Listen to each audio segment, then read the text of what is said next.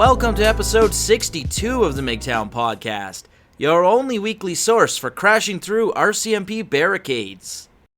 As usual, I am producer Tim. Joining me is the mayor of Migtown, Drexel. Say hi. Hi, everybody. We at the Migtown podcast do not condone breaking the law. I just want to make that clear.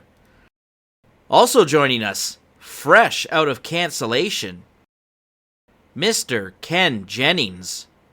Hola. All right, Drexel, take it away.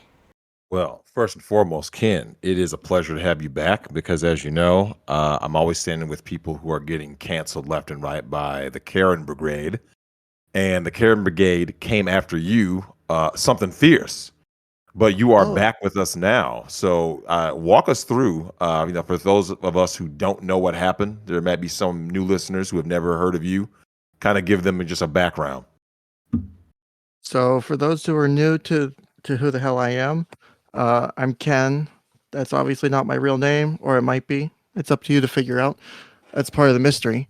Well, you know what I really look like because you're one of the few people to see my full face, I think. So you've seen what the sexiness that is Ken Jennings. I have.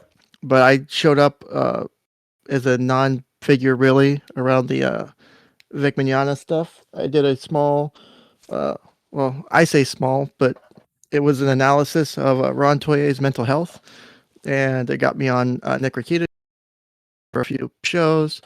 I popped on for a few different things. I did a discussion.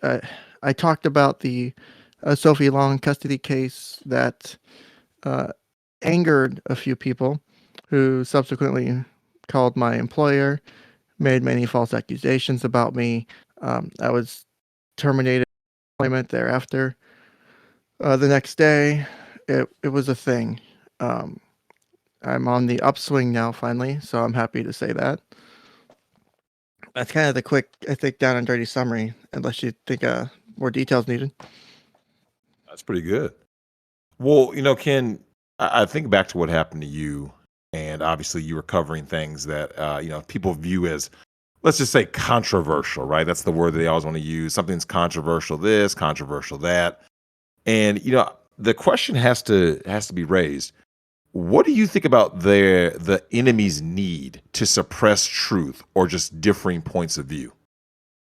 It bothers me. I think that, and I've been seeing this with the trucker protest that producer Tim's at. People want opposing points of view silenced, and I never want that. You should always want the opportunity for your opponent to speak, because they're the person who's going to most likely to do your side a favor. Right, I believe fully in if you support, if you feel like you're on two sides, like say two sides of an issue, A or B, if you feel like you're on side A, you should be able to give a very strong argument why side B is actually correct. You should know the ins and outs of your opponent's arguments. Otherwise, you don't really know how to challenge, whether or not you've challenged your own arguments or how to deal with challenges to your own arguments. That's why people will devolve in arguments. They'll start going at personal attacks, ad hominems, and all that fun stuff, because they're losing the argument and they're trying to gain ground. And that's what I've seen. And like people in therapy, I was watching a TV show last night or the night before with my wife, and I was watching a guy who was in therapy, who's a very smart guy who was 6-7 figure income earner kind of person, and he was in therapy being challenged. And he didn't like that because it's not his style. And I'm like sitting here like, yeah, that's exactly what I expect from him. Even though he's a smart man, once he gets emotional, once you challenge those core belief systems, those core ideas, it can really fuck with people, to put it bluntly. People don't like that. People get bothered by that.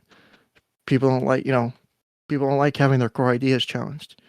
So when you say to someone, hey, you're wrong, and here's why, and if they don't like it, some people will be like, oh, okay, maybe I am wrong. Other people will go to the ends of the earth to support an incorrect viewpoint, no matter what it means. Even if it means taking away someone's job, someone's livelihood. For example, me, I hate using myself as example. All the shit I had to go through. It was not fun. It's been a difficult 6 months. I'm on the upswing, but it kind of has taken that long for several reasons. So, not trying to be long-winded. Well, one of the things that struck me about your case in particular, Ken, was obviously, you went through it, you know what it's like to face cancel culture head on. The question I would have for you is really simple, man. Like, what did you learn from it? And also, what surprised you most about being canceled? One of the things I learned from it was uh, there are people who actually support me and believe in what I do. I didn't think I had really do anything special online. My channel was 400 subs, not even for release 400 subs before all this shit happened. I showed up on Nick's show a few times for fun and shits and giggles because I liked doing it. And I liked working with the clients and doing the therapy I did. Like, nothing special. But from this, I have now a nice, real cool, small group of online people who are supportive of me, who have been helpful to me from the first day this happened. I owe them the world because they've helped me collect evidence, helped me, because to be fair, it's depressing to lose your job suddenly. Mhm. It's easy to get depressed, and I was depressed. Just to have all of my work that I put into people and into therapy. And I've watched and read all the criticism of, because I've said, it's bullshit that I lost my clients like that. That, people's lives can be upended because I lost my therapy and that I'm being conceited. Well, yes, they may be able to find a new therapist and move on. You know how hard it is to build trust in a therapist? Do you know how hard it is for people? And because I've had people who were on the other side come to my side after, because one of the things I did was put my videos back up after I pulled them down, after I lost my job. I pulled them down trying to save my job, didn't work. Put them back up. Putting the videos back up, restreaming the video that got me fired was one of the best things I did. There's disagreements with certain people who are close to me uh, on that, but I think from my perspective, it helped. People got to see that I wasn't hiding anything. I was being very transparent. I have nothing to hide. In fact, one of the new people because I've currently been selected for 2 jobs. I'm the first pick for both positions. Both are very well respected jobs. Both pay pretty decent for where I'm at in my professional development, and so I can't complain there. The one of them came out and I came out and said, "Here's what happened." I mean, I almost cried in the damn job interview because it was stressful trying to tell the story. I'm like, I got people fucked with my life. People came after me. How do you put that into words? How do you summarize that in 30 seconds? Basically, it's hard. And you know, they were like, "We don't care what you do in your personal time. We don't care how, what you do on your days off, as long as it doesn't impact your work. As long as we don't care if people call here, and bitch, basically," which was amazing. I heard that and I was like, "I love you guys so much." I was like, "You took so much stress off my shoulders." Like, that's been like my biggest scare trying to go back into employment, was finding the right place and finding a place that's not going to um, have a problem with that kind of stuff, and that's not going to bend the knee the moment someone complains over something stupid because I said something online. Because I was interviewing with the executive board for this company. It's a small nonprofit, and so all the executives were there doing the interviewing basically. And so I explained to them, "Here's what happened. Here's the you know," and one of the guys interviewing me is a 20-something year licensed mental health counselor, and he's like, "And this was one of your clients or a public case?" I was like, "No, it's a public case. It was someone I've never met." And they were like, yeah, they were confused why my old employer fired me. Like, they didn't get it. Like, they were like, "Why would you do that?" And as I also mentioned too, I got to bring up Dollhouse Phil in that interview, which was fucking great. So I plugged Dollhouse Phil in my interview. So that's a As story. you should. Shout out to him, I by the way. I plugged the shit out of Dollhouse Phil in that interview. That was hilarious. It was an accident too, but it was totally worth it. Well, one thing, obviously these people came after you. They're being relentless. They're being ruthless.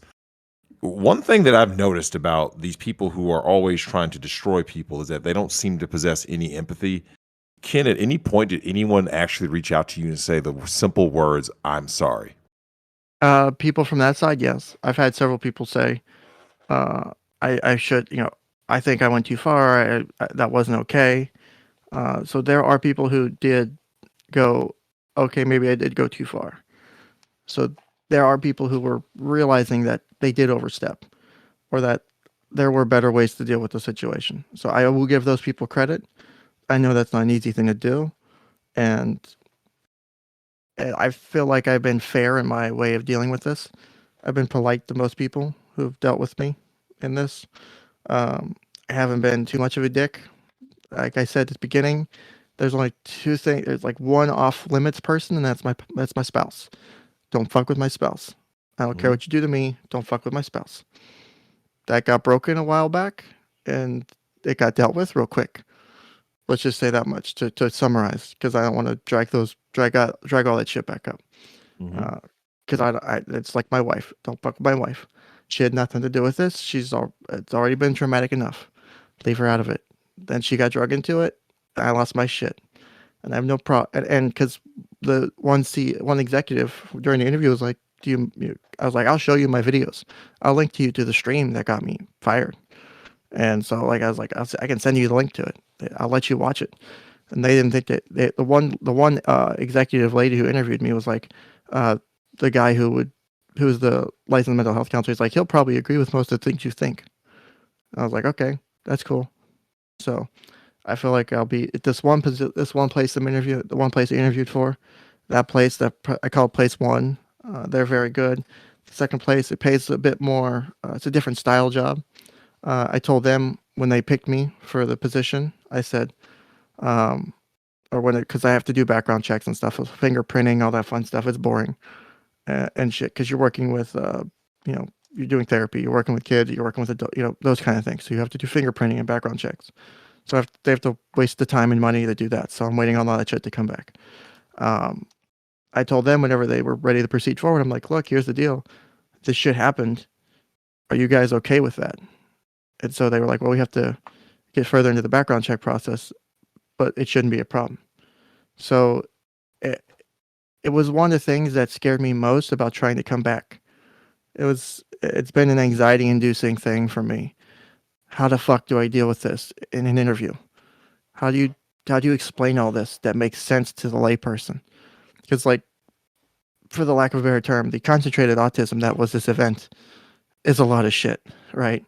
How do you break that down to the normal person? Like, what do you explain it as? How do you describe it? You can't say a bunch of Karens. What do you call them? I don't like calling myself a victim, but in this case, I was. You know, I didn't do nothing wrong, I think.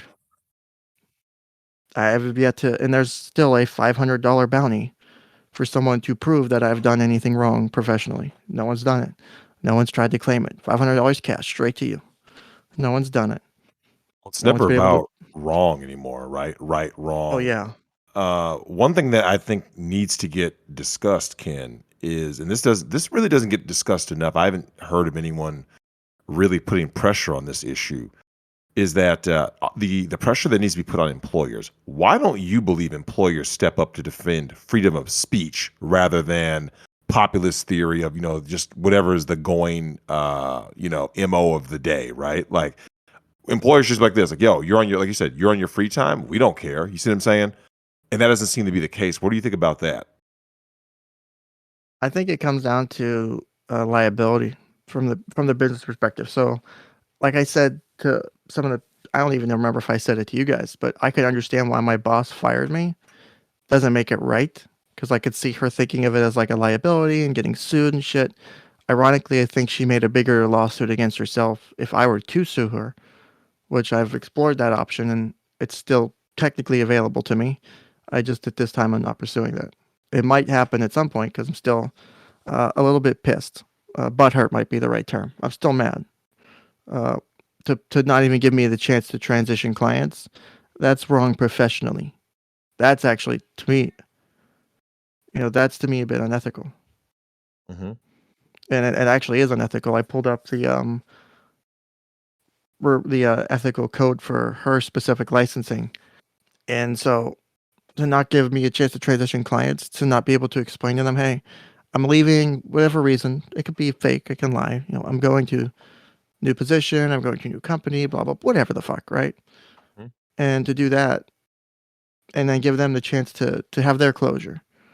to not just pull the rug out from underneath them, so that way they can transition to a new therapist and have a good chance at success instead of, because I did a lot of work with kids, but the positions I'm potentially looking at, similar sort of work, right? It takes a lot of trust to get kids to talk. You have to have a level of trust and a level of respect for the kid, because I'm never one to tell a kid, I know better than them. I'll be the first person to tell them I don't know everything. I'm wrong a lot of the times, but that's okay. It's okay if you're wrong. And so to take away that trust they put in me over weeks or months, that's a lot. That's, to me, bullshit. And that's one of the things that's pissed me off from the start. And I think employers would rather not want to deal with it. The liability, the concern, because my boss got a bunch of explanations, a bunch of complaints. I've got one of the emails that I've read on my show, one of the complaints. Thank you, source, for whoever got me that. I love that. Um, here's all these accusations. I was allegedly, getting sexual gratification, reading an abuse of a child. Bullshit, right? So the employer hears that and they go, oh, wow, don't investigate it. No, they don't investigate it, which in some states would actually be a civil matter, severe civil matter, or even something for the state to get into, depending on how they investigate it. Unfortunately, not my state.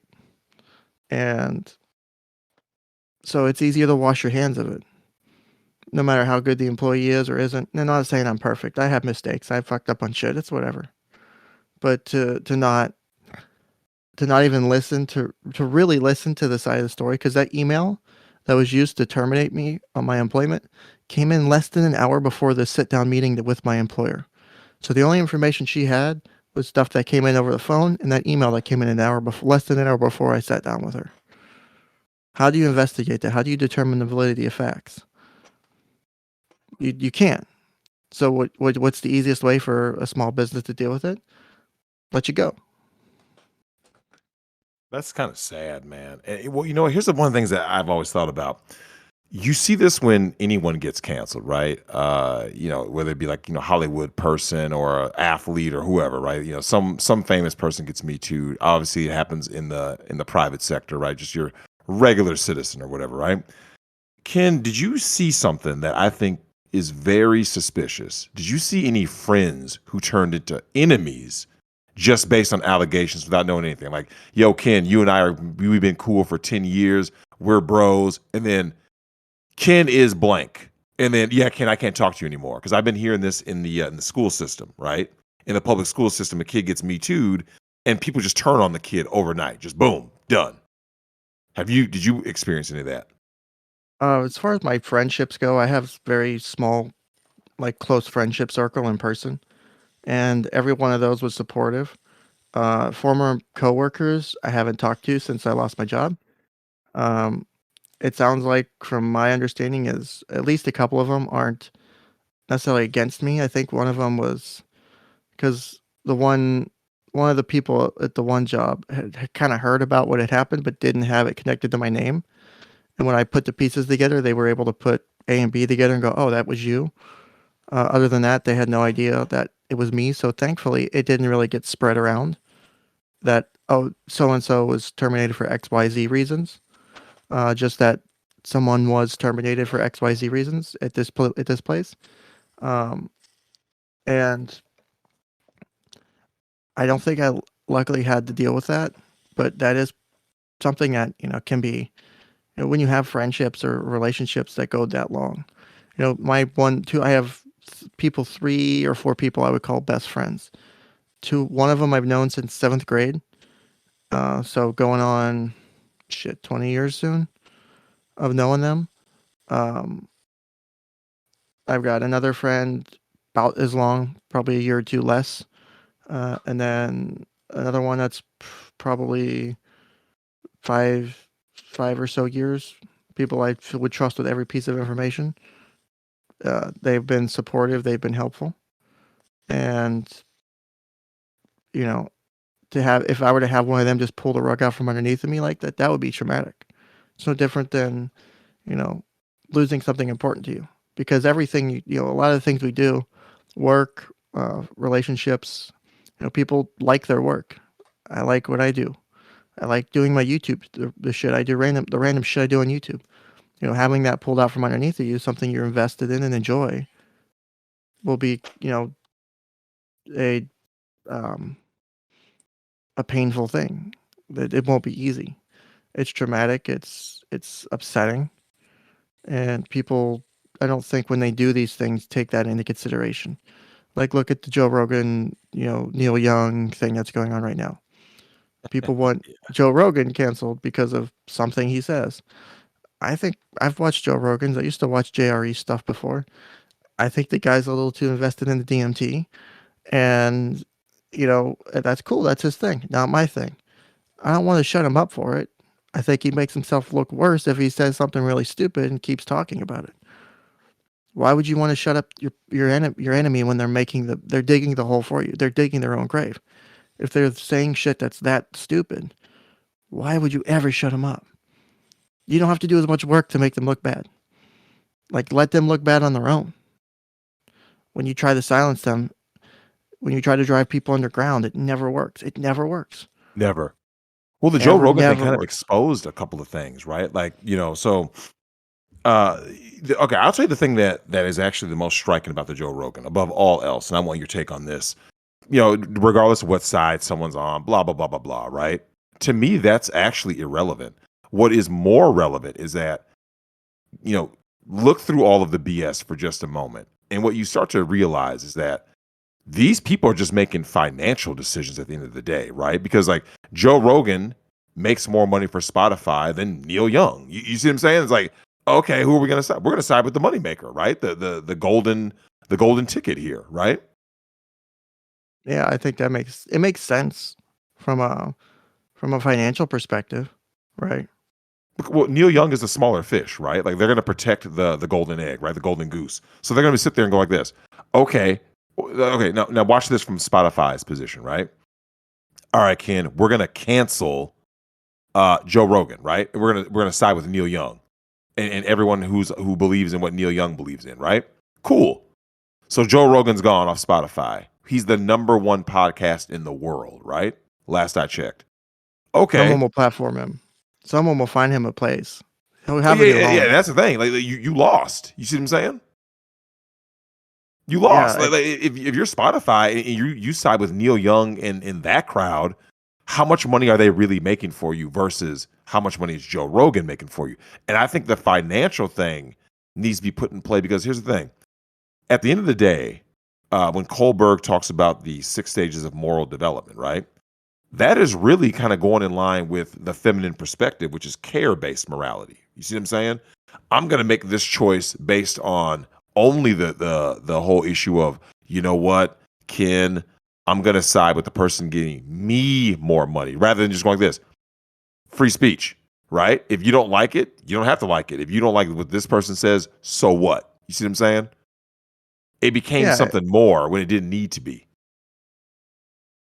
and having to have and you see it all the time whenever someone gets canceled. Um, this person's views don't represent X and Y company. Yep. We believe in X, Y, and Z. And to be honest, I don't care what you fucking believe as a company. That's different than what your people speak. Unless they're going out saying, like when I was in the military, some people don't remember that I'm in the military, because I keep forgetting I have new followers. And some people are like, oh, I didn't know you were in the military. No, you didn't do this. And I'm like, fuck. I don't remember that because I had a large kind of growing in my subscriber base and the following base. Um, but like when I was in the military, like I could there's certain things I couldn't do. Like I couldn't go to an event in uniform, like a political rally in uniform, because that Mhm. would be representing the military as supporting those views, which makes sense.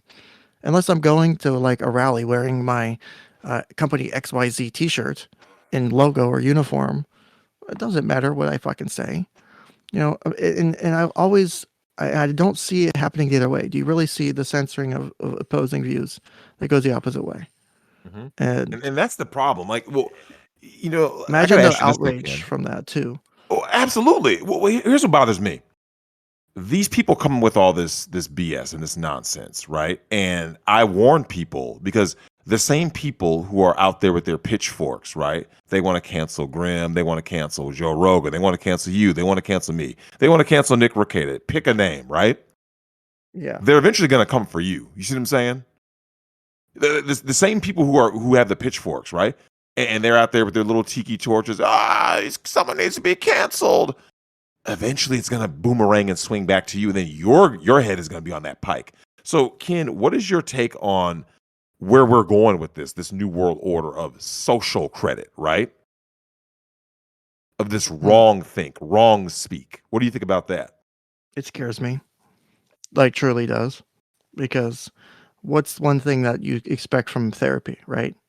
The ability to come in and say anything, regardless of what it is, without being judged.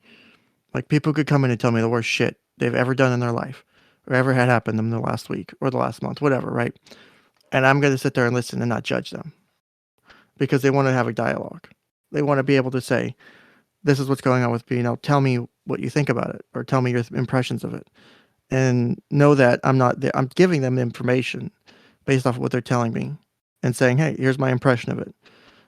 Maybe you fucked up. Maybe not say it like that, obviously, but say, hey, maybe you made a mistake. Maybe there's a better way to do it. Because I don't give advice is the way I put it. I don't like giving advice. I don't ever really give advice in therapy. That's not my place. And to have a place where normally it used to be you could sort of say most things publicly without getting too much blowback, right? You could say, oh, I believe this or I believe that. I'm, for example, I'm anti-abortion, I'm pro-abortion, whatever. I'm anti this, I'm pro this. And people were like, okay. I've had debates on, I've got into an argument in just last night in Rakita's chat over that guy the Waffle House shooter, right? I was arguing because it looks like the guy has severe schizophrenia. The guy has severe mental illness from the opening arguments solely, right? That basically sounds like the guy is fucking crazy, for lack of a better term, right? The guy's fucked up. The guy's nuts. So I said, if that's the case, then he needs to be institutionalized. Someone was arguing with me that I support, that they hope that my family gets, they said something along the lines of, if it was my family, I would want him to go to jail. I would want him the death penalty. I said, no, because the man has rights, whether or not I was a victim of something. He still gets those rights regardless. I could still hold that principle even if my family was just murdered. Yeah, I might, he was like, the guy in chat was like, you would want revenge for your family. I'm like, no. That's not everyone's fucking response. That's not how I deal with things. Am I going to be upset that my family was murdered? Yes. Is that going to want me to go down this path of revenge? No. Does it mean I want to strip away someone's rights because they did something? No. I'm sitting here like all caps, caps, because caps lock, because cruise control for cool on the internet, yelling in caps in chat like you're a fucking idiot because I couldn't get my point through a better way. Like, no, shut the fuck up. You're not making sense. Listen, like, if the guy's got a mental illness, then it's cruel and unusual punishment to put him in a regular jail. It's clear that he's a threat to himself and others because he killed people. It's not safe to put him in a regular jail. I thought to me, it's clear. Like, the guy's got mental issues. If that's the way the jury rules, the guy needs to get properly treated for it. I don't, that's my field. I know mental health. The guy sounds like he's got some issues going on. It sounds pretty bad. So why would you want to deny that man his rights? Because you don't like that he killed people? Because he murdered people? People do fucked up things all the time. They don't ever involve the taking of a life. People do fucked up things that can cause more damage to lives than sometimes murder can. Like, for example, rape. Rape can cause long-term damage that can, in some cases, do worse damage than murder, depending on how you look at it, right? It's all in the perspective of the person experiencing it. Some people would rather be dead than to live with having been raped. And I don't say that lightly. There are people who've told me that they've been depressed because they've been raped, or they have had friends that have been raped and they've told them, I wish I was dead because I don't want to have to live with this burden. That's not an easy thing to take on. So you can ruin people's lives without ever killing them. do you want to take away their rights too? Because you don't like what they said? Because it's upsetting? Because it naturally brings about that passion that does that like care for another person. You're like, oh, this person's life, they got fucked up. I want them to pay. They need to have the justice. But we have a system in place, and I think we have a pretty decent system in place. As far as justice in the way that our founding and our Constitution was set up and the way our country was founded. And we don't do, and like someone in the chat just said, this country sucks dick at mental health. Yes, we do. What grade would you And give our country for mental health and like just its oh dear handling of God, mental health, like at the let's say with with children, with adults, with men, with women, like just as an overall grade, and then like any specific cases that you've seen that lets you go, this is a problem. with men, we have a probably absolute 0 score because we still run this system of be manly but open up about your feelings. You can't do one or the other. They want you to do both at the same time. You can't be manly, but then when you open up about your feelings and when the guy cries, like I argue with Nick, it's okay to cry. You can't bottle up your feelings. You can't. I've watched it destroy people's lives just to not talk about shit, to not cry when something's going on.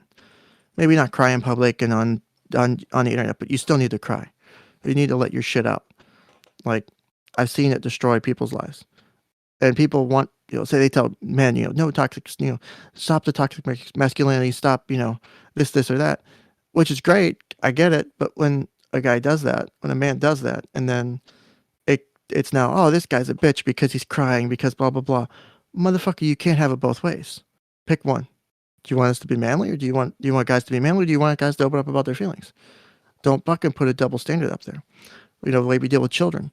I can't even remember the recent involuntary commitment statistics from my state. They call it a Baker Act in my state. In other states, or like a 5150, I think, in like California. Like the amount of children who get like involuntary commitments is crazy. Like it's high. It's not good. And so like you get involuntary committed when you're a harm to yourself or others. And so that's not just like, oh, I want to kill myself. It should be, and this is the way I explain it to patients or clients. It's, I want to kill myself. Here's the way I plan to do it. And here's the access to the means of doing that, right? I've got the knife. I want to slit my wrist, and I'm going to do it tonight on the Fifth Street Bridge, right? And then fall off into the river. Like that's a plan. That's the next, and you have all the steps laid out kind of. And it doesn't always have to be that way. But if there's enough there, then that's an involuntary commitment. We see a lot of those for adults and for children. We don't take we're starting to do better about it, but we don't take it seriously now.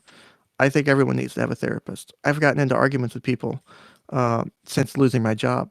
I have a specific stalker who likes to follow me around in Nick's chat and on my own streams, who thinks that because of my own mental health issues, because I see a therapist, that I can't be a therapist. I've been like, bitch, most people in the mental health field have a therapist or have seen a therapist at some point.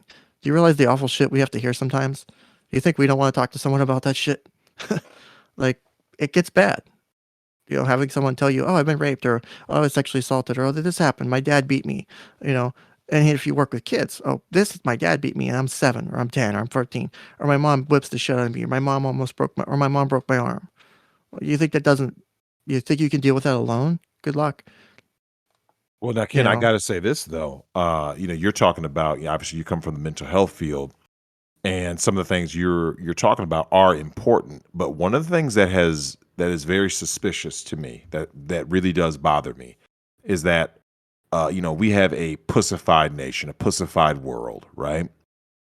And one of the problems that I see is that what you're saying, they're going to take it to the extreme, because we live in an extreme world. Would you agree with that? Like everything has to be taken to the extreme, right? Like cancel culture always existed, right? Like do you remember when John Lennon said that the Beatles were like, I think they were like bigger. He said they were bigger than God or something like that, like whatever, more famous than God. And we gotta crush the Beatles records. That's a form of cancel culture, right? Cancel the Beatles, but it just doesn't work back then because people were like, well, I'm still gonna buy their music, or some people said no, right? What you're talking about, how people should get a therapist and blah blah blah. I see where you're coming from your field, but do you see that there could be a problem with a bunch of people like basically just doing anything any level of fuck shit. Be like, well, it's because I'm crazy, right? I'm mentally ill. And I'm starting to see that now, or I've been seeing it, where every time somebody does something, well, what's his mental health? And Ken, the reason why I'm so anti mental health kind of stuff like that, I've made it very clear. Coming from the black community, black people were doing stuff. No one gave a fuck about black people's mental health. You know how much You that see what I'm pisses saying? me off? You know how much that You bothers you know me? that's true. Like if a black You dude know, commits a oh crime, yeah. they never say, "Well, hold on. Let's look at Jerome's mental health." Right? No, throw the book at this motherfucker right here for life. You see what I'm saying? There's a lot of black dudes out there walking around right now, schizophrenia, bipolar, borderline personality disorder, like Oh all yeah. kinds of things. It is complete. It's like the silent, uh, um, like almost like the silent pandemic. You know what I'm saying? And like I said, I'm not trying to make this a race issue because obviously, like you said earlier, they don't even It's care about men having any issues, right? Men go out there and say, well, we don't care about it's a men, but a it's a woman, oh multifaceted yeah, issue. It's a yeah, multifaceted issue, and it's not. absolutely, It's specific demographics. It's not just men. It's black men. It's not just African Americans or black people. It's black men and women, or it's black children. It's the family environment. And there's like you could pick one population, and there's like a dozen issues with it. Like we could talk all day about the different issues that go on within the black community and how mental health affects it. And you know what? I think they need help more than anybody, and not to prioritize them over anyone else. They've got a lot of shit that's going on, but there's also a culture that makes access to mental health difficult. Could you imagine saying to, someone growing up, "Oh, I go see a therapist." Was that something that would be cool with people you knew, you know, yeah, real in shit. your You know community? what though? Yeah. Ken, you served time in the military, and shout out to my man TFM. We had TFM on, and he's talked about this. He said a lot of guys in the military are suffering because they can't speak on their mental health because you lose code clearance. Like you said, hey, Ken, talk about your problems, right? Come in, open up to us. As soon as you do that, oh, you're crazy. We're gonna demote you. You see what I'm I saying? had that happen. I sort of had that happen to Oh, me. that's fucked up. So Yeah, it talk was about that hap- in the military, like how that so works. it becomes, and having, it's interesting because I've been able to see two sides of the same coin now. I've been a patient, I've been a therapist, right? I've been in the military being a patient, getting therapy. I'm a therapist now, and I'm thinking, once it's at some point in the future, I might be able to get a job doing therapy, working with, military, making pretty good money because it pays pretty damn good money. Like you deal with a lot of shit, and it's the government, so of course they pay a lot of money for people, right? And so I could see the balancing of the mission needs. Like I've been very open about this before. I've tried to end my life twice, and one of those caused me to my clearance I got taken out on my mission for about a month or two, while it ended up being a little bit longer. But the standard is they pull you from your mission, they put you in an unclassified environment because I worked in a classified environment, and then it takes at least a month to go back. And one of the hardest things for me to learn at the time was that it wasn't a punishment. And it can seem like a punishment to be pulled from your work, from something that you love to do every day. Because I went from working this really cool mission set to being in the chapel. I was basically put in the chapel, and I was being like a chaplain's assistant. The funny thing is I'm not religious. So, and I told the chaplain that, and they were cool with it too. It was actually fun working at the chapel because I got along really well and had some really cool discussions with the chaplains. And so it worked out. But for some people, they don't get the same kind of, assignments while they're waiting 30 days or more to go back to work, because they want you to do at least 4 therapy sessions, because you go weekly to see how you're doing, to make sure, because you got to focus on yourself. The mission will always get done. And so during that period of a month or more, you have to get yourself better. And it's hard to see that when you're really depressed or when you're in a bad spot. And I've had this discussion before as it relates to other controversial topics, is depending on the placement, and like the military has different confidentiality rules for therapy. If it's certain things, they can report it to your commander. It's like when you go to your doctor's office, if you've ever been to a doctor for therapy, you have your disclosure form. Here's the times where we have to disclose it. There's a little bit different section with disclosures for the military when you're active duty. Like if, we believe this, we can report it to your commander. If that you're a harm to yourself or degradation to the mission, and people interpret those differently. Like when I've always worked with clients, every time I meet, every the first session, here's the standards, here's the confidentiality requirements. I have to anything and I for kids and adults, I hold kids to the same standards as adults. And I've told parents, I will hold the same level of confidentiality to your child, I don't care how old they are, as an adult, because they need to have that trust in me to talk to me. And it's fucking worked. Because I don't want parents coming in behind my back trying to get information and asking, well, what about this? What about that? Let me get the records. So guess what I did? I kept vague notes. So regardless, they couldn't go behind my back. Some people go, well, that's suspicious. And I go, no, it's protecting my patient's rights. They're telling me some of the most, how do you get a 13-year-old to tell you that they did something stupid that involves doing stuff online that they shouldn't have done? Like, how do you get a 13-year-old to open up about that? You give them the ability to do that in an environment they trust, that they know you're not going to go run the mommy and daddy. So some people go, oh, well, that's suspicious. And I go, no, I'm looking after my client. So I want everyone I work with to know from the get-go, here are the times where I cannot legally keep your confidentiality. If you're a threat to yourself or others, there's child abuse or there's elder abuse. That's it. Everything else is like kept under lock and key. I don't say a word. I don't attach it to your name. No one knows. I don't tell mom or dad. I don't tell your wife or your husband. I don't tell your whatever without your permission, express permission, written, or if they're in session, your verbal permission, whatever. Because that matters to me, because I've dealt with it. I've had to deal with confidential information.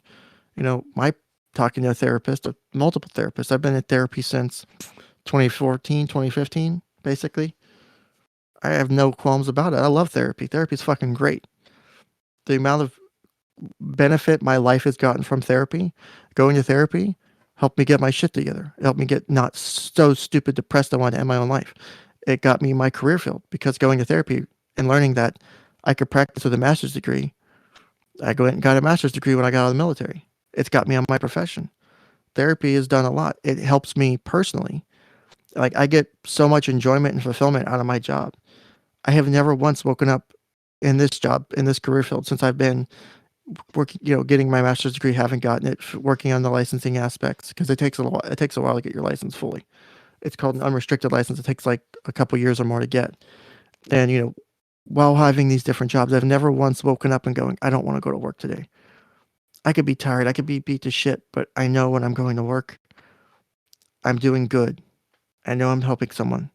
I know that when they walk out of that hour session or whatever, that they feel better, even if it's just a little bit, or the light doesn't seem so dark. The room doesn't seem so dark anymore. And that fulfillment makes them kid was wanting to run away to the family who's doing so well within a few months, all of that taken away. I don't get to see how that develops and blossoms. I don't get them to graduate from therapy and they get to go be a happy family. It's all gone. I have to deal with this bullshit and these people coming after me, making this bullshit about me. This sickening it's so stressful. So to move forward from that it's been difficult. That's why trying to find a job and dealing with it. The last 6 months have been hard. They've been probably some of the most difficult times in my life. And I don't mean to, undershoot other people's stuff. And like I was going to have a stream the other day talking about absolute versus relative experiences because of Marcus Luttrell, the lone survivor. He's a guy who went through hell and back to be the only guy of his team to survive. About 20 guys died trying to rescue him and his buddies. But so it was going to be, and I'm still going to do the stream. It's basically, how do you can you compare yourself to them? Is your shit just as bad? Can you have a bad day even if he had his worst day? Mm-hmm. Can you still have a horrible day? Yeah, because there's no absolute comparison. His worst day could be meh to him. A worst day for you is like meh to him, but it's still your worst day. You still get to have it. Doesn't mean your shit wasn't bad too. Everyone's experiencing things in their own relative environment to other people. Well, there's no absolute I've had the worst experience. No one can claim the trophy because it's all relative. I've had horrible shit happen to me, but I've brushed it off. because it doesn't bother me too bad. Other people, that might be traumatic, like life-altering shit. Mhm. So sorry, go ahead. Oh, no, I was going to just say that, it's funny you say that. I was actually I had that conversation, I think 1 or 2 days ago. We were talking about that. I was talking about that with Kat, and we were discussing that the issue of when someone tries to basically, be like, my pain is greater than your pain or that person's pain. Like, there's those people that always try to like one up someone, right? And it's like, go look at anyone's situation, right? Especially in the West, right? In the Western world, it's like, even if you're having a shitty day, right? Or let's say you've had a shitty life, right? Your shitty life is by Western standards, right? Because like somewhere there's a kid who grows up in some war torn Middle Eastern country, right? Their reality is far worse, like from birth, right? Like, man, my life fucking sucks. You see what I'm saying? Like, but after a while, it doesn't suck. It just is what it is, right? Because people will adapt to they adapt to anything, right? Like that's just the human condition. We can adapt to like anything that you grow up in that you that becomes normalized to you, that is your norm, right? That's why when someone goes like this, oh my God, Ken, how did someone deal with being growing up in the foster care system and being abused and all this stuff? To them it was normal, right?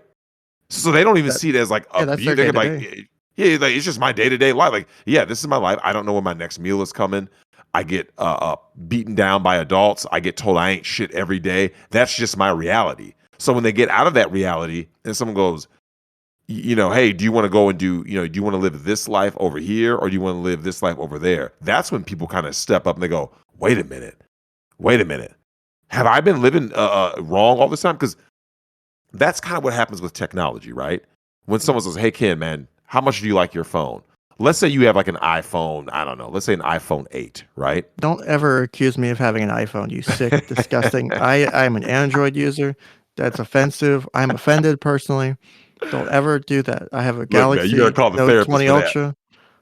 I mean, you talk to my therapist. I can't deal with this. Yeah, I'm you not an can't iPhone deal. user. No You're triggered. bullshit. Well, could you I'm imagine? Could you hashtag imagine triggered. having that Galaxy 8, and let's just say you live in a part of the world where that's the best you can get, right? You think your life is the shit. Mm. All of a sudden, out of nowhere, someone's like, "Yo, bro, check this out." And they just hand you this shiny new top of the line phone, right? The newest Galaxy, and you're like, "Wait, what? Like, look at this camera. Look at oh my god, the screen." And see, it's not that your Galaxy 8 sucked, right? It didn't suck.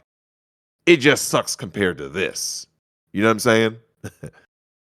Yeah, that's the thing with relative is it's got to require a point of comparison. Yep. Just like uh, funny enough, I saw in one of the Black Friends, Good Logic, his discussion on special relativity wanted to make me literally like reach through the screen and kill him because he was just had no idea what he's talking about. Like nice guy, but didn't know what he's talking about. And like understanding relative motion and like it's kind of relatable because like how my experience was to yours may be different, but that doesn't take away, like for example, the way you grew up and the way I grew up are different, but that doesn't mean our experiences are valid. And for being in a field that tends to lean very left in a lot of ways, like I was saying in chat in the Tyrone text, 90% of the field, like my grad school, of like 200 and some people, there was like less than a dozen guys. Like the field's mostly women at this point. It used to be heavily men. Now it's mostly heavily women in mental health, uh, and in like social work and mental health. So it's kind of shifted dramatically over the last like 50 years and or more. But there are things that like I have my belief systems, but there are things that I've seen in my field that come from those ideas that are beneficial.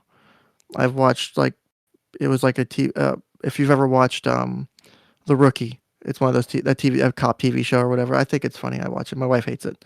Um, but they had an episode recently where they're talking about like the one officer's dad. He was kind of abusive growing up, was an alcoholic, beat the shit out of him. And him and his sister were basically having this disagreement over like what to do with the dad in the old house. And at the end of the show, it kind of wrapped it up with, you know, I'm, realizing, hey, I need to, you know, why don't we both look out for, why are we sitting here arguing over who had it worse? We should be supporting each other because we both went through a shitty home. And it's not about who had it worse. We shouldn't be. And it kind of the point of it is too is at that point, dad was the abuser. Dad was the abusive one. Why are you still letting dad have that position of authority and that position of control? Fuck it. Dad was the abusive asshole. Focus on brother and sister. You guys are the ones that kept each other thriving and surviving in that environment. You had to. That was the only way to deal with it. You should be Well, it's caring the about only one thing you another. can. It's the only thing you can lean on. I mean, like, Exactly. we talk about the fact that there are people out there that do this whole thing where, like you said, they're trying to, out suffer somebody and all that. And then, like, also, we have this issue. Obviously, Nick and I were roasting, the Jack Murphys of the world. That's a whole nother form of Oh psychosis. my God, I love that But stream. Thank you. thank you, sir. Well, now this is the thing, though. You deal with mental health. And one of the things that I've been noticing more and more, and I'm sure you've been seeing this, obviously, especially with your profession, is that you're starting to see more and more people grifting and pretending to be something they're not. Like it's also like, they have like imposter syndrome, right? Like whatever is like the newest craze, whatever is the newest, the trend, right? Like, you saw this with Hollywood celebrities, right? I used to tell people, I said, you guys remember when there was a push for crazy celebrity baby names, right? That was like a push for a while, right? Mm, Then it yeah. became, no, you got to adopt a black or brown kid, right? Then that became the new thing. Then it was, no, you can't just adopt them. They got to be trans. You see what I'm saying? That's social credit again, right? Ken, what do you think about that? Like this imposter syndrome that you have all these people out here that like this. Hey, Ken, is there a cause, right? Hey, is that a cause right there on social media? Is it trending? Is it a hashtag? Well, let me jump on that. And now I'm all in, right? Bernie Bros or whatever, what is that? What was her name? Boomer Girl or whatever, remember? Boomer Girl, Bernie. Boomer Yeah, I girl. remember that. Like just Oh like God. this constant grift. You know what I mean? What do you think about that that's going on? So one of the so producer Tim, if you're still listening, his favorite thing to request of me do on my show is self-diagnosis streams, which can be fun. And I always have to preface with, this isn't actual advice, but and I don't like going through and like it can be fun because some of them are obviously like bullshit, but I don't like going through and saying, well, this person's faking it. Like if it's for me, it's like, okay, let's go through and let's look at the diagnostic criteria and let's see if they meet them, right? So your common like self-diagnosis things is like autism, different, uh, the DID, which is what used to be called MPD, multiple personality disorder. Um, like people have been diagnosing themselves with that. There's a subreddit, as much as I hate Reddit, there's a subreddit dedicated to it called Fake Disorder Cringe that gets some really good shit if you really want to watch that stuff. You can see people you like, even someone who's not in mental health, you can go, no, just no, what the fuck? You want to yell at the screen and punch your fucking computer because you're like, that's not how that works. You don't know what you're talking about. Like, and I love like looking at that stuff because it's like, it's almost kind of meta. Like they think they have one thing when in reality they have other shit going on. Or it's like, oh, I have autism. No, maybe you have narcissistic personality. Right? Like you want to push everything on yourself. Like, oh, I'm autistic. I need to deal with this, or whatever. And so I'm going to diagnose myself with it. I'm like, okay, but you can't do that. Like you can't really self-diagnose to like to the professional level. Like I can't do therapy with my own spouse if I needed to. That's not how it works because I'm too close. You're too close to the issue. I can look in a mirror and I can go, well, here's all these problems I have. Clearly, I have these issues, but I might not know. Even with my background, and I know all the diagnostic criteria, I could be wrong. I could be leaning one direction or the other on the information. I can't give myself a fair analysis. And so, same with like you're talking about these people who are focusing on things like the fake disorders or the different causes. And I know I get into a lot of fun discussions with um, the people who listen to you. And one, it's been such an interesting experience to be able to interact with you and Nick and other people because we disagree on a lot of shit, but we still get along. And I've never seen why that has to be such a big deal. Like, you know a lot about me, you know a lot about my background and my history, and yet you have me on the show. I have you, I still need to get you on my show. which we need to schedule at some point. But Definitely. And we can have these discussions, and it's not a big fucking deal. It's not like, oh, I have to be right. Like, at the end of the day, I can be like, well, because you know, my other half has listened to you, has listened to the streams we've done. She's like, I don't like what he says. I'm like, that's okay. You don't have to. It's okay to not like it or not like that or not like what he says. You don't have to agree with it, but it doesn't mean he's a bad person, you know? And so I think that the inability for us to do that as a society has been damaging because Very damaging. we can't have Well, those discussions. well, Ken, do you think a lot of this that's going on with grifting, imposter syndrome, like I said, these people out here just trying to, look to jump on something. A lot of people had accused Greta Thunberg of that because I think she's on the spectrum or whatever. Do you think it's this is a lot of people don't really have much to do and much going on in their lives? Do you believe that? As far as Well, why here's they what I would do mean. that. Your average person, right? Your average, Joe and Jane, right? It's like their life is basically like either they go to work or they go to school or a combination of both, and they just kind of like sit around watching reruns of the fucking Office all day, right? They're online looking at Twitter feeds all day. That's why Nick and I have talked about this, and there are lots of channels that discuss this. Where they said a lot of these people who actually believe that like Twitter is the real world, that Twitter represents the real world. Like, no, it's just an echo chamber. You see what I'm saying? Yeah. I'll And that give you an example. Every time you look up, they want to turn all the Marvel characters, that are formerly masculine to be gay or rainbow agenda. We got to have strong women, and they keep pushing this thing, and it's not working. Right? The stuff's not making money. People keep rejecting it, and they're like, "Hey, do you know what we're gonna do with Thor? We're gonna cuck Thor, give Jane the hammer, strong women, Black Panther too, strong women." And it keeps getting rejected. You see what I'm saying? Because all they're listening to is a bunch of, blue hairs and pink hairs on Twitter that keep on saying something. And that's kind of going to what I'm saying. These people don't really have anything. I mean, think about it. I bet if you were to go to like a lot of, comment sections and threads and voice chats, if you really like broke down these people's lives, they ain't got shit going on. You Probably see what I'm not. saying though? Like think about it. How the fuck can you sit online all goddamn day? Not some of the day, not most of the day, but all day, having a circle jerk of anti-Trump or pro-Trump or whatever it is. You see what I'm saying? Like it doesn't matter what your quote unquote cause is, right? How do you have all day? Like I'll give you an example, Ken. When the BLM protests were going on after the George Floyd death, right? I was Okay. asking a simple question. How do these people have all day to protest? Right? They weren't old, so they weren't retired. How do you have all day to protest? Some You see what I'm places were saying? actually letting people have time off to do protests Oh after man, that. come on, man. You know you I'm can't not be doing joking. that. That's I'm so not sad. joking. That's I, sad, I don't man. I don't want to say it's sad, like, because I think there's times and places where that can be like from an employer's perspective, like I would rather be like, okay, we're going to close the office down on Tuesday, so you guys can go do what you want, take personal time, take me time, go do protesting, whatever. Like, because then I can plan for it as a business, right?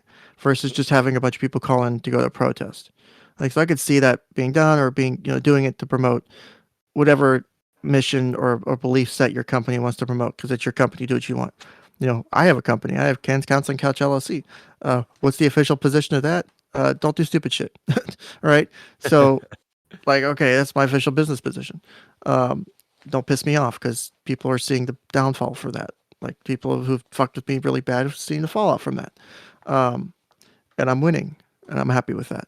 But, I don't think, I think what happens with people who are online is a lot is, and I think it has, because it's been a common thing, but the last 2 years with COVID has really changed things, I think, is the only real interaction we've had is through digital communication.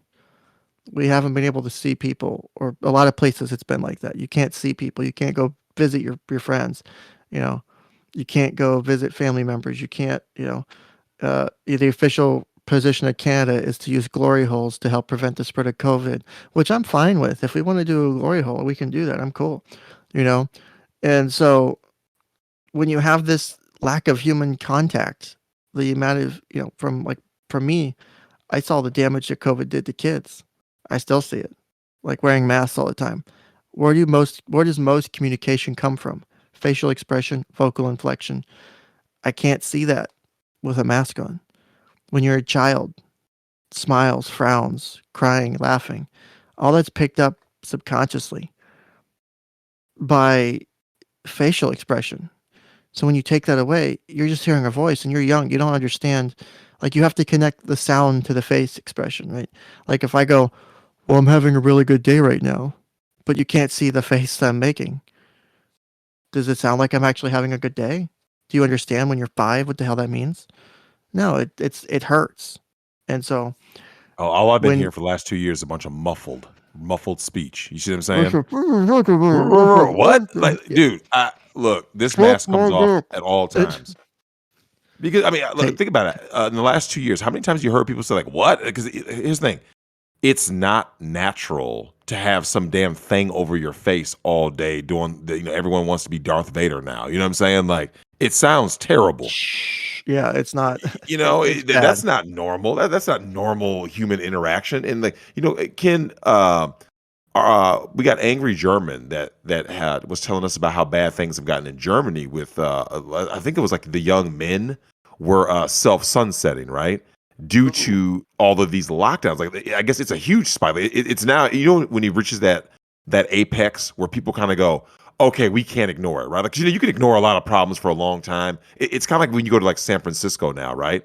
You can try to ignore all the shit in the street and all the homelessness. Eventually, you can't ignore it anymore, right? It's like, wait, I mean, bro, this is a serious problem. What do you think about COVID and its impact on a global scale and relationships with mental health? I think COVID has been one of the most. I don't want to say COVID itself because it's not necessarily COVID. It's the way we dealt with COVID, and we could have dealt with COVID in other ways. I think that were less damaging, because one of the things that's going to happen is if we had done lockdowns, regardless, when you take someone out of their environment for 2, 3, 4 weeks, especially kids, it's going to fuck with them because the kids are, especially young kids, are in a routine. Get up, go to school, come home, spend time with mom and dad, go to sports, do whatever, go to bed. And then the day starts over, then you have the weekend, and then the whole cycle repeats. What happens when you take that away? What happens when you're 5, 6, 7, 8 year old? Because remember, the 5 year old has maybe a couple of years of memories at best. The 8 year old has maybe 5 years of memories at best, give or take. You know, a year for them is 20% of their life that they remember, if they remember, right? So when you take that away and we're going to stay home for a month, you can't see your friends. What did I do wrong? Why can't I see my friends? Well, no, it's not your fault. It's the virus. Well, what's that mean? What's that? Well, it's like a cold. Well, if it's just a cold, people go to school with a cold all the time. How do you begin to explain it to them? Right? I could do this all day, right? But I kind of can understand, because part of what I do really good is explaining shit to kids and being able to work with kids. As one of the things, I tooted my own horn at my interviews about is I work fucking really well with kids. I do great work with kids. I am amazing at building trust and relationships with children and getting them in good progress in therapy. Because I can tell a kid, look, this sucks. And I'm not afraid to tell them this sucks. But we have to find a way to deal with it safely. We can't be doing stuff that's not safe, like talking to people online or doing other things because we're lonely. We have to keep mom and dad in the loop on certain things. And I think people have missed, like, we had all this sudden lifestyle changing without there's a missing piece to it. Like, you have to change your life for weeks or months on end or years on end, right? You have to change your life, but there's never the other piece of how to deal with that lifestyle change. Like, if you're going from preschool to kindergarten, that's a lifestyle change, but you also learn how to deal with it. Okay, we have to get up at a different time. We're going to go to school. We're going to meet your teacher.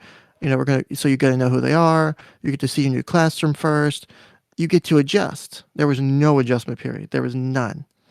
And then there was one of the things I hate so much in dealing with, like, working with kids, for example, is anything that involves an unknown period of time. Like, you're grounded forever. Well, what the fuck is the purpose of doing anything better? Why should I not be a douchebag child at this point if I'm grounded forever? Because there's no redemption. If I don't know how long I'm going to be locked down or not be able to go to school or interact with my friends or have to do school online, why would I want to participate? Where's the benefit? I don't. And again, a year for me and you as adults is way different than a year for a kid. Absolutely. Well, you saw the grades suffer. You saw everything. I mean, Oh, it's I awful, saw it. man. It It was was bad. Like you awful. heard the stories, right? Like I mean, it was like I they I didn't had just go people down; tell they me about it. plummeted. It was bad. It was awful. It was so sad to watch because I'm like, I know what I would have done when I was in school if this was happening. I would have just not fucking shown up online. I'd have been playing WoW all day or Absolutely. whatever. Well, Fuck, Nick and I talked exactly. about that.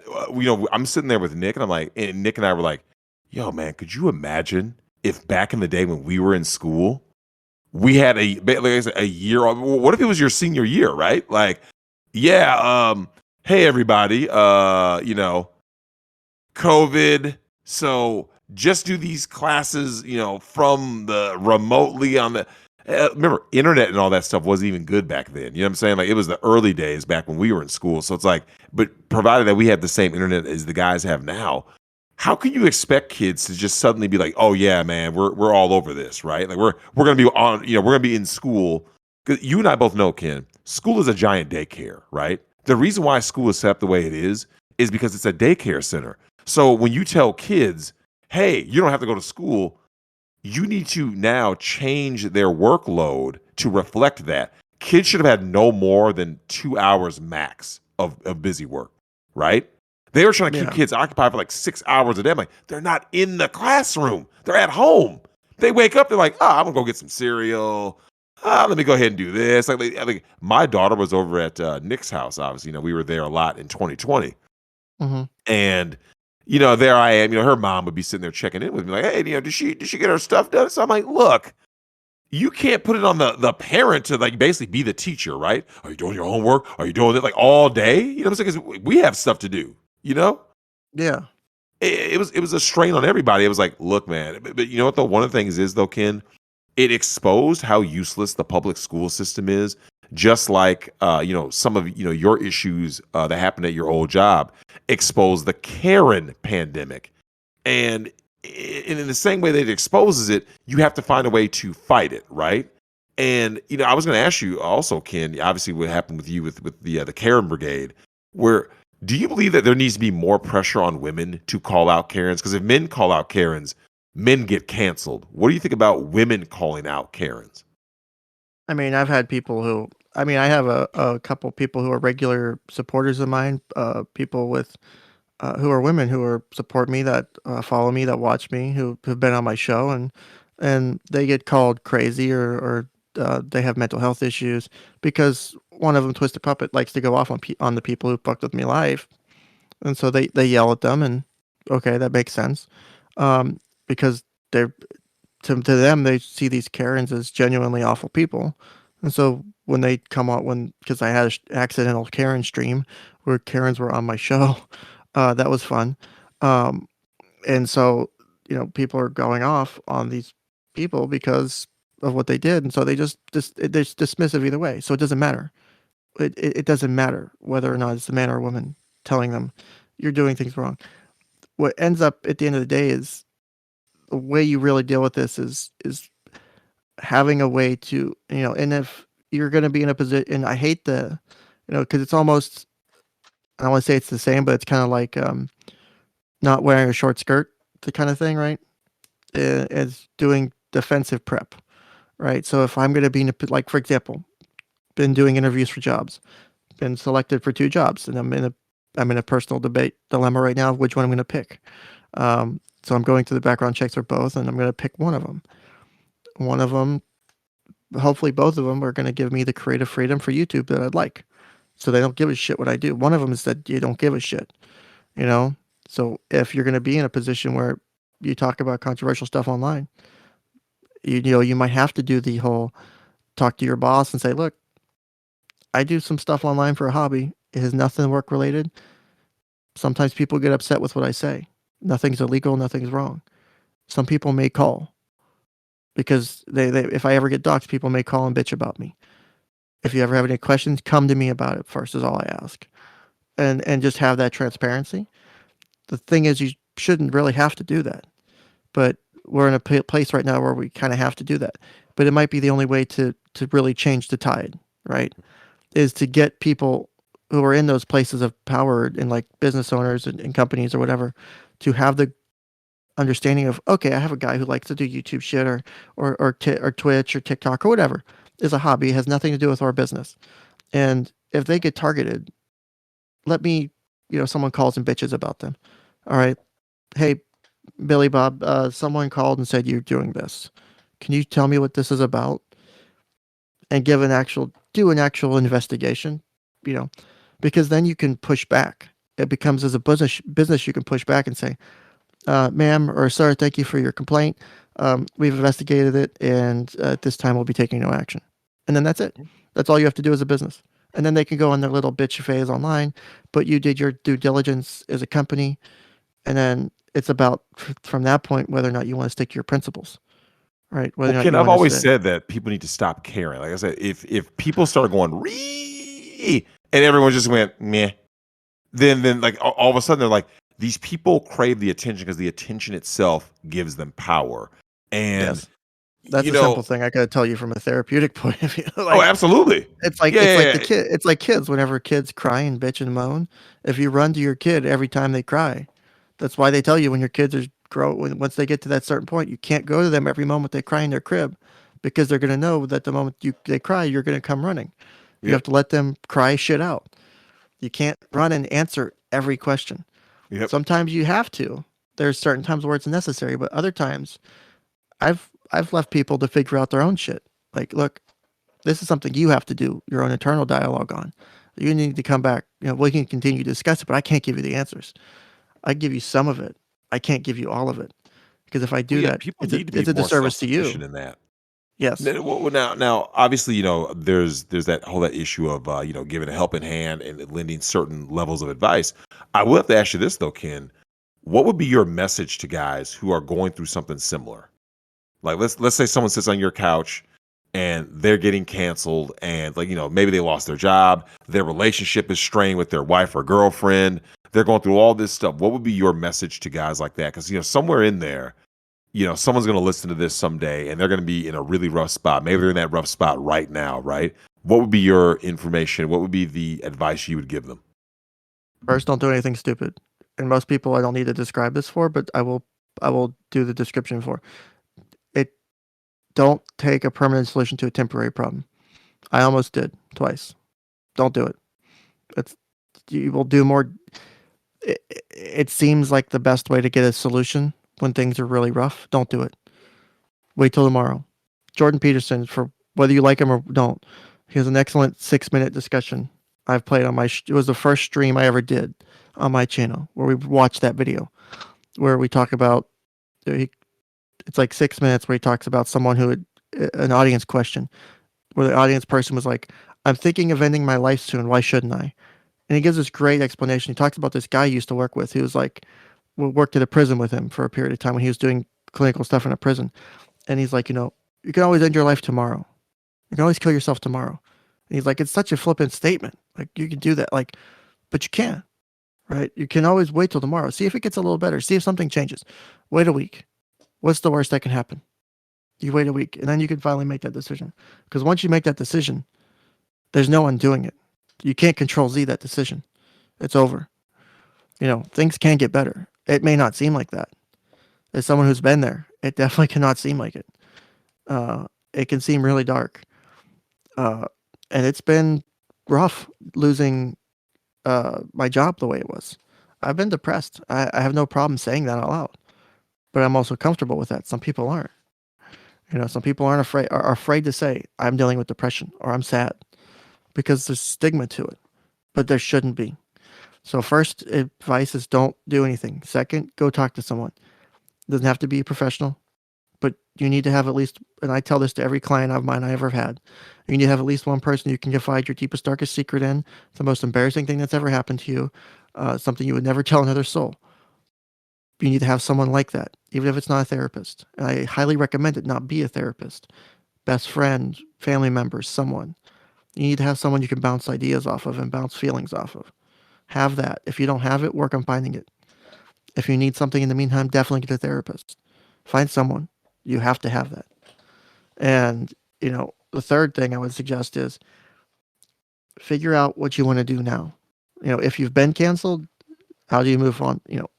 For me, it's a lot of it's been anxiety of how do I address an employer this issue, because people made some really disgusting accusations about me.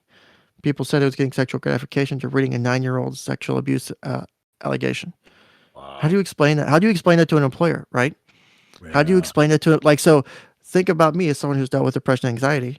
Now I'm sitting here thinking about this for months on end. Like, how do you explain that? How do you tell someone that?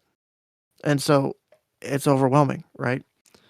And so I was surprised that both places I interviewed for, the one I never would have thought would have been so chill about it.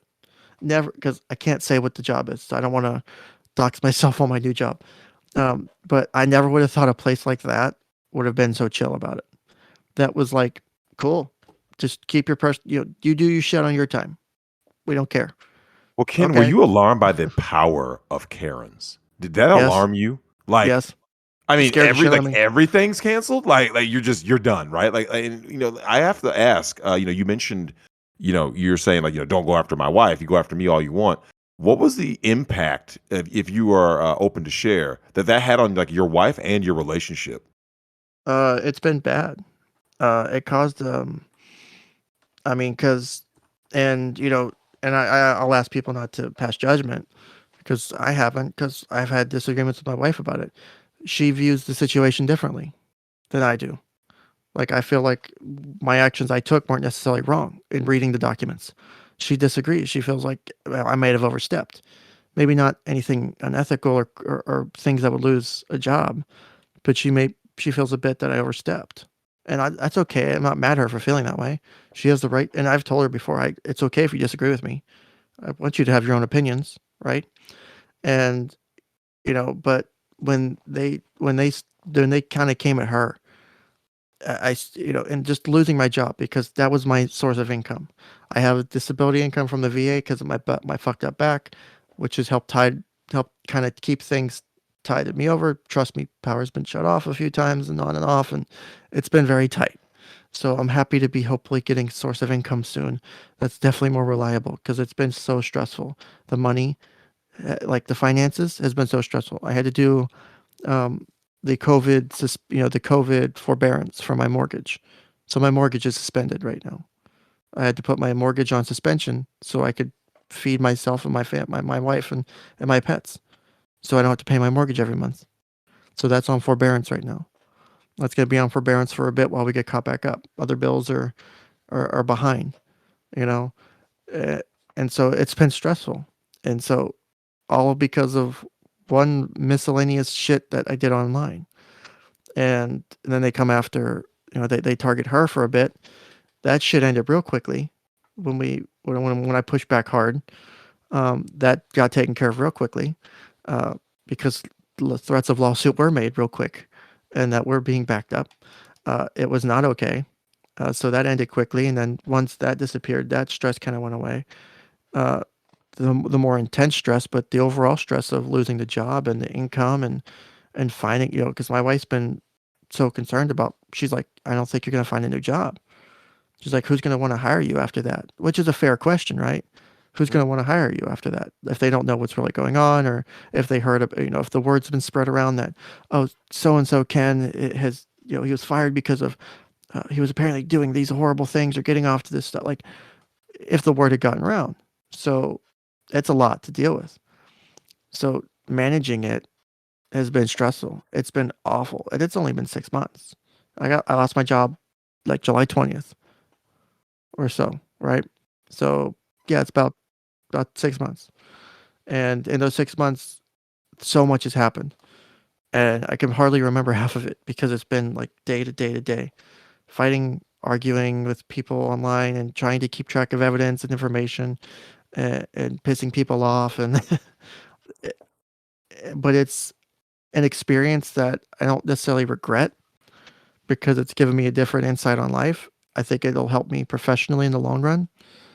Uh, I have a way to, I have a potential to now work with a different subset once I get unrestricted license and I open my own practice. People who are canceled. I think that's People who beautiful because I mean, well, one of the things that I remember way back when you were first going through it, that the thing that really stood out to me was you were in this situation because I believe it stems from being in a place as a man with too many women around, right? Having female bosses, blah, blah, blah, blah, blah. You spoke about the feminization of the mental health field. Can you go into detail with that? Because all of this, like trans everything and hormone blockers and what is a woman, what is gender, this shit was not talked about 20, 30 years ago, Ken. it Like, was, it just wasn't. not to this degree. The thing, well, the thing is how long do you think? And because I did a research paper on this Or back in John grad Money. school. Well, it's funny is people bring up John Money and people bring up other things related to the transgender, the whole field and the whole issue, and they tend to get it wrong, and it's not necessarily their fault getting bad facts and shit or getting bad citations, but like when do you think the first transsexual therapy or transsexual surgery was? It was like in the Oh, I know it was 50s. years ago. It Yeah, was yeah. it was like in the 50s, right? That was the first gender reassignment surgery. It was in the 50s. Uh, and a lot of the, like a lot of the therapy, like we have, and the way we've dealt with it and our understanding of it has grown. Um, I know a lot of people don't believe in it. It is a legit thing. People, like, one of the things that personally pisses me off because one, it's something I have to struggle with too, and two, professionally, is like I see people like Ben Shapiro, for example, misquoting and misciting what it is, calling it gender dysmorphia, and that's not even a thing. And it's like I can't tell if he's purposely misciting it or if he just doesn't understand. And I try to give the benefit of the doubt to people, and so it's like okay, it irritates me because I'm like that's not the words. And I've done streams on my show of the requirements to get medical intervention for adolescents who want to transition. The requirements are pretty the medical standards are pretty high. That doesn't mean that people don't break those rules and people don't go behind those rules, but that the rules do exist was part was kind of my point with that. And it's not just. I think there is something there's something not necessarily incorrect with like what you're saying about how we deal with you know with the way the career field's changed. Like for example, I'm probably one of the jobs I got an offer for was probably because I'm a guy, because there's no other guys in that job, and it's a job that having a guy in that position would probably be helpful. And so, am I a diversity hire? Maybe. Sounds like it. Ironically, am I a diversity hire? It's just well, not straight white male, but the white male. You know, am I the diversity hire in this case? Is that a bad thing? When it's a career field, it's a position that could really benefit from having a male in it. You know, But the fact that it's it's there is my issue. Like, okay, so some people would say, like, well, Ken, isn't that kind of better because it's kind of evening things out, even just a little? The fact that it got to that point to begin with, look around you, right? That's why I always tell people, look around. Anyone out there who says that the culture at large, right, society at large is going in the right direction is literally crazy, right? There's no way you can look around and go like this. Yeah, Ken, I can assure you, based on everything I've seen, society's going to be just so much better 5 to 10 years from now. Like no sane person can say that based on the fact that look at where we've gotten in the last 5 to 10 years, right? It's only the needle's only going one direction. You see what I'm saying? And here we are, we're at this point now where the feminization of anything means that it is now corrupted and terrible beyond repair. So the feminization of the schools, well, have you seen how bad it is with the boys? They are trying to drug the boys, and that's why the boys get left behind. Female teachers give girls better grades just because they are girls, right? They think that that's like they when I view was boys as defective girls is basically what it boils down to, right? Like there's something yeah, wrong with these boys. What's I wrong would with say them? yes and no. Well, that's like one of the things I remember in my undergrad when I was doing my bachelor's of psychology degree. I did a paper on it was a paper on the differences in diagnosis rates of I think ADHD for boys and girls. And it was a study that I have to find the study. They did what's called a vignette, basically like a summary of a fake patient. Like, here's the patient, here's the kid. It's like a kid, like, and they did so many boys and so many girls, and they sent them out to different therapists or psychologists for like a diagnosis. Like, hey, can we get your opinion on this? Do you think this person has ADHD or not? And when they sent them out, they sent these vignettes out to different people, and they got them all back. The boys had a significantly higher rate of, and again, they had like four different categories. Like, category one was a boy without ADHD symptoms. Category two was a boy with ADHD symptoms, like mostly like clearly ADHD symptoms. Three was a girl with ADHD. Four was a girl without ADHD. And so they sent them out, and statistically, they came back with a significantly higher incidence of boys being diagnosed with ADHD versus girls. And so they had like the same number of patients with the vignettes they sent out, right? You had these four different categories of patients they sent out for review, but yet boys are getting diagnosed with ADHD more often. Now, there's a few different ways I can interpret that. Uh, Honestly, I think it has more, because you have boys who can be just hyper, but there's also people who have issues with ADHD or ADD and don't get treatment. And I think a lot of people, I've seen it too, where people will doctor shop to get the diagnosis they want, like with their kids, right? They'll go to a doctor and they want an ADHD diagnosis or an autism diagnosis or whatever, and they'll go wherever they want they'll go to a few places until they get someone who says, yeah, your kid has ADHD, and here's the meds for it. And, I was talking about this with someone recently or on a show, I don't remember, but my grandfather passed away 2018, I think it was. And so I was in the middle of grad school, and I had to leave grad school for like a week or two to go fly home to help with, go bury him and stuff. And while I was up there, I had, at the time, my sibling was like 5, right? Yes, I have like a younger brother who's like 5 at the time, right? Um, I had to have to talk with my dad about condom usage. It was fun. Um, and he's struggling to learn. He's getting ready to go to kindergarten or whatever in like a month or two, or he's still in preschool. I don't remember, but they're trying to teach him letters. And I'm watching my mom or my dad and my stepmom just struggle trying to teach him this. And they're fucking like stressed the shit out. To me, it's obvious he struggles with communication or learning to some degree. I don't know if it's autism. I didn't know at the time. But it was clear that he struggled with learning. He was having trouble learning, at least the way they were teaching him. They couldn't get this kid to sit down and write letters for shit. My stepmom and I'm not trying to shit on my mom and my dad and stepmom here, right? I love my dad. I have some issues with my stepmom, but I love my dad, right? And I'm watching this, and it's stressed the fuck out of me. I have an audio recording of it somewhere because it was that stressful.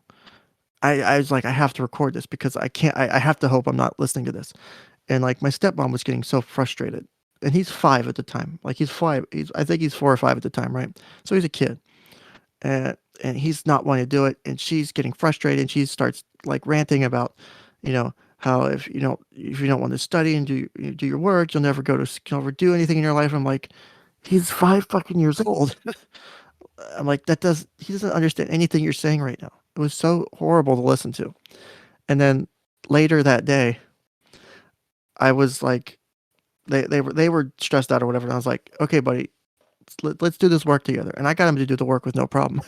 Like, we started doing the work, and I was with him for 5 minutes, and we started doing the work. He was doing his letters, and I got him to do it very well. It was all in the approach, and I think that's where, like, an outside observer is very helpful for situations. Like, I was able to sit on the outside and go, I see even though it's family, I'm still on the outside because I haven't seen them in a long time, and I haven't seen this situation happen before. Like, I'm not living in this, right? So effectively, for that moment, I'm an outside observer. And so I'm watching this, and I'm like, okay, here's where things could be done differently. And so I did my best while I was there to kind of give the little bit of tips I could to say, here's how you can help him. Or, or they were taking him to like a behavior therapist too, I think, as well during that time. And they weren't getting that much progress. And I'm like, well, there's reasons you're not getting progress. Because therapy is not just like dropping the kid off and coming back for an hour later. Like, especially with a 5-year-old. I only work with kids 5 and up. I won't work with younger kids because I need to be able to talk to the kid. Maybe that's wrong or right. Like, I need to be able to have somewhat of a conversation. Maybe that's, not okay because I don't want to work with younger kids, but that's the population I have the most effectiveness with. So I'm going to stick to what I know. Right? I'll do 5 and up because I work really well with that. I had an old boss at my one of my former jobs, not the one I got fired from, but in the former job, she worked with infants and toddlers doing therapy and was a fucking master at it. Like she could do therapy with toddlers and the parents and shit and was like baller at it. It was amazing. And I'm like, nope, that's too much. I'm not doing that. I want to talk to someone. I want to talk to the patient. I want to talk to the client. So, but when you have a kid who's dealing with shit, or you have anyone dealing with shit, it's not just, drop them off and then come back and hope they get better. I do therapy with a kid. I'm doing therapy with the family at some point because it's not, 90% of the time or 95% of the time, it's never just the kid. It's always the parents. It's always the family structure. It's always something else. It's the environment. It's never just the kid. And I always told parents that every time. Not once did, I think one time did I not have, I think it was one time and it was a client I didn't think was coming back anyway. I said that and I don't think they liked it, but no one else ever never came back because of that. Parents wanted to be engaged. They didn't know the right answer. They didn't know how to deal with it. That's what therapy's for. That's why you have experts, not to appeal to authority. I'm not authority on this matter. I just have my education and my background at this point. But it's enough. It gets me by. I've done good with it. I want to be better at it. That's why I like doing what I do. That's why I want to keep doing what I do at it. But if you're in a place where you can't deal with your own shit, the best thing you can do is admit to that as soon as possible and say, I have no idea what the fuck I'm doing here. And that's okay to not know. And a lot of people struggle with that because no one wants to admit that they don't know what they're doing. I've done it, and I've done that in therapy. I was doing therapy with a patient who had intermittent explosive disorder, uh, autism spectrum, and ADHD. Very severe client. One of my first clients at a job, in a very stressful job, still new to the field. And I was trying to do individual therapy with this kid. He's a young teenager. And I wasn't doing shit. I was wasting time. And one of the struggles for me was like, I need this kid to do better because I don't want him to end up in a bad situation. And so after like 2 or 3 sessions, I went to the guardians. He was taken care of by his grandparents. And I said, I'm doing this wrong. I'm not doing anything to help your grandson right now because he isn't able to focus and isn't able to take anything away from this.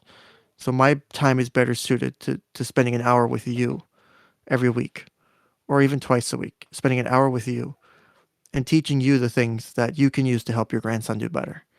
And after that, things started to change. And even admitting to them I was in the wrong, like I was fucking up, they didn't miss a beat. And that to me was probably the coolest thing. Because they weren't like, "Oh, you're screwing up. We want a new therapist." No. They were like, "Okay, let's try it." Like without missing a beat. They didn't even look at me like I was a horrible therapist. They just wanted what was best for their son or their grandson. And so, on my side, like if I'm not sure what I'm doing, like I have to say, I think I'm making a mistake. Let me get some input from a colleague who's better at this, or let me do some research on the diagnosis of this or on treatment for that. So that way I can put the best amount of information and effort into the problem I have.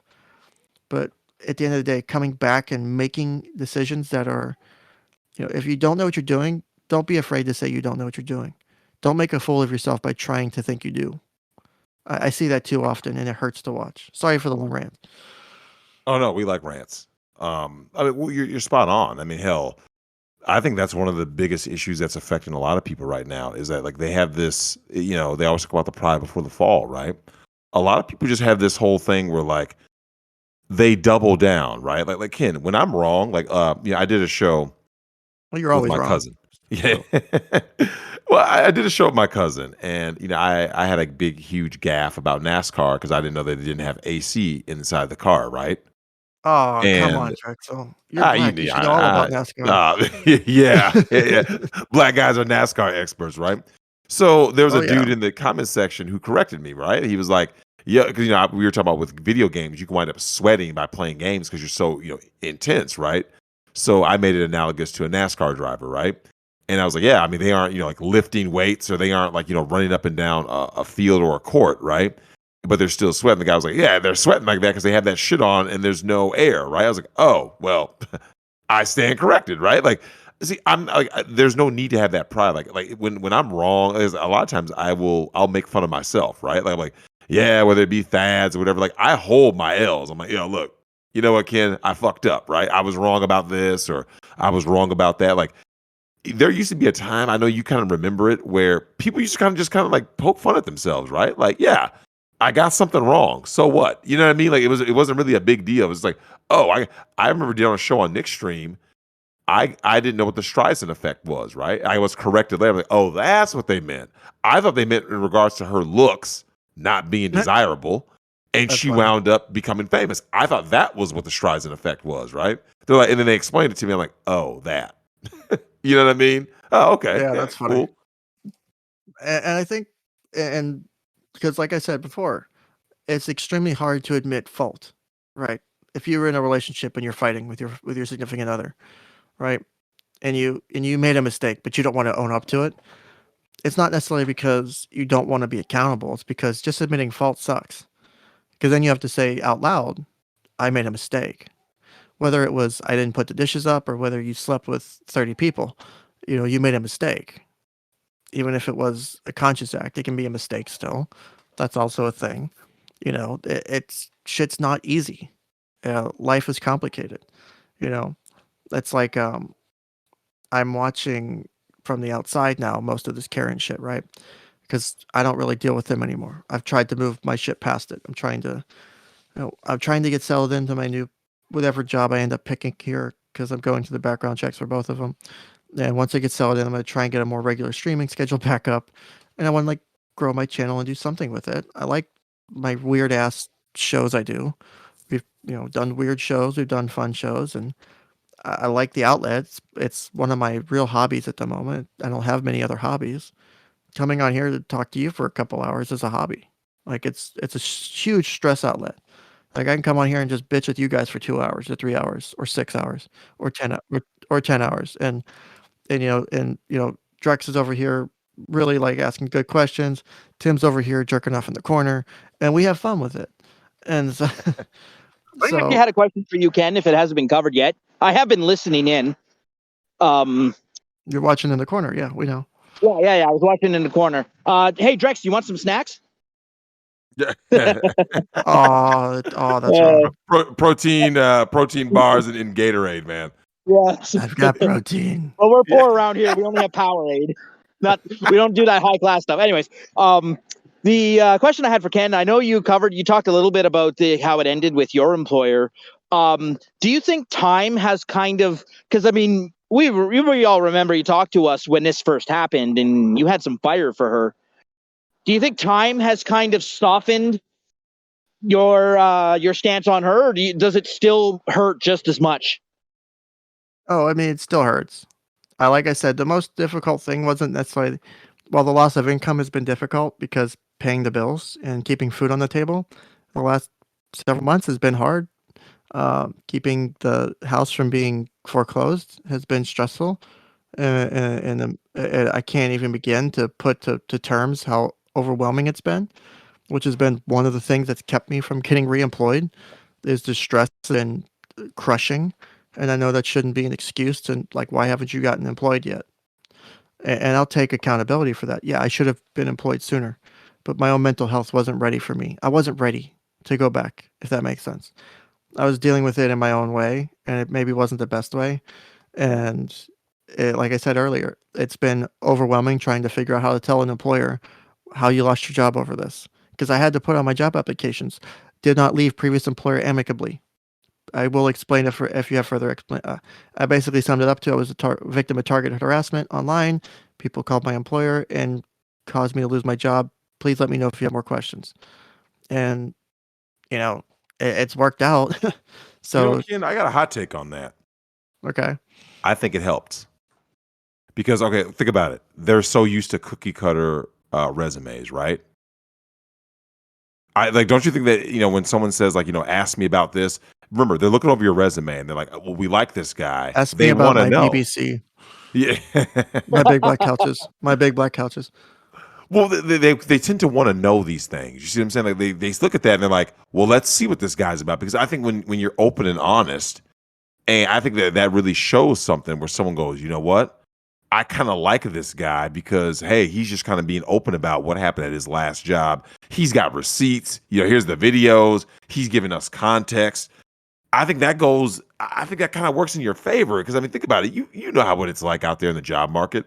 These people are seeing all kinds of applicants, even though there's a labor shortage, blah, blah, blah, right? But when you see something that's just a little bit different and someone's like, oh, yeah, ask me about it. It was not amicable. I think that the curiosity killed the cat, right? These people want to kind of know. I think what was interesting to me, and again, this might be me being a little conceited over it, is when I did the one interview for the place that I'm right now, the one that was okay with whatever my YouTube shit is, basically.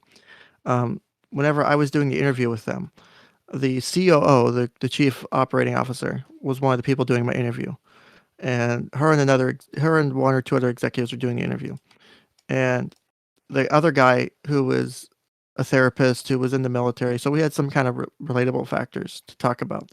And he said after she got up to go get some paperwork or whatever, he's like, I've never seen her this excited over a new hire or over an interview applicant.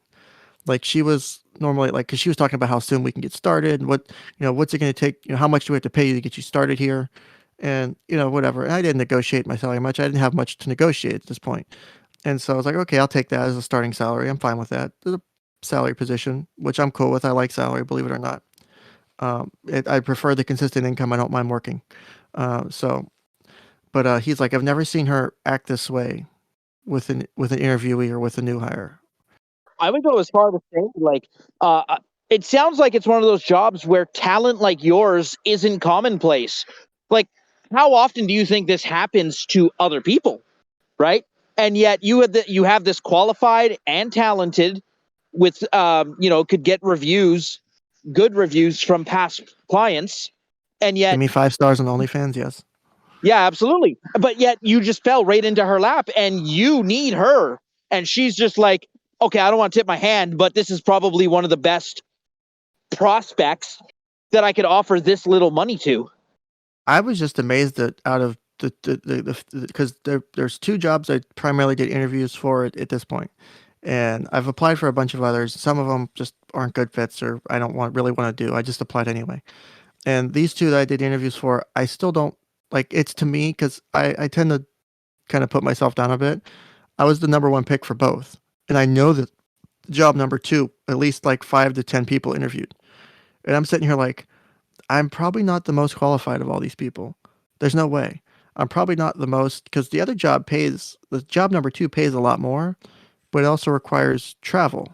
And so with the gas and stuff, it's kind of almost not worth it. I mean, it's a lot more. It's 20 more a year, but it's also traveling and stuff. And so, uh, and on call, it's traveling and it's on call schedule. I think is 1 week on, 1 week off. And so I could have to get up at 4 a.m, deal with shit, which whatever, I don't care. It sounds like a fun job. It's a lot of money. So I'm open to it. The other job's less, but it's also a nonprofit, so I get it. But it's also consistent, kind of 5 days a week, 40 hours a week kind of schedule. Both are basically working with, youth. So I'm cool with that as well. That's where I shine. And I was just amazed to me because I'm like, how did I get so I got I got 2 good jobs. I got picked to be the number 1 applicant for 2 full-time jobs, both very good jobs, both in their respects. One pays more but has some kind of meh The other one pays less, but really cool position, really relaxed on. They don't care what I do online effectively. And so I'm like struggling, like, which one do I pick? Because it's like, fuck, they're both really good. And to me, it's been kind of helpful for my own, like, it's kind of been a positive reinforcement to me because it's like I've been beating myself up for 6 months over losing my job. And to get back on the wagon, to get back on the You want it, horse. right? I've been wanting to get back to work for a while. I've been beating myself up over it. Like I didn't know if I could actually get hired anywhere. Like that's been one of my wife's biggest fears. She's like, I don't know if you'll be able to get hired anywhere. What you got fired for, a lot of people might look at that as unethical. I was still surprised that, no one complained to my ethics board, which I haven't gotten any letters in it. They would have to put their name on it if they did that, right? Yep. That's what would have to happen, and they won't do it. And most likely it would probably get thrown out. Total cowards. Well, the funny thing is I know most of their names at this point, because people have doxed them. I mean, you saw what happened with Spectre the day after, which I have good intel that the one person that was part of my doxing who was in the military is no longer in the military, and one of the reasons they were given a general discharge had partly to do with my my doxing and contacting my employer. So someone lost their military career because of that. Oof. So That's a big oof. that's a buck up. Drex, we've been going for 2 hours with Ken here. Damn, is it? Oh shit! I didn't realize it was already that. Damn. I know, like, this always happens with him. But Ken, thank you very much. We Stop always appreciate. You're we length always shaming love me talking. again. Don't length shame me.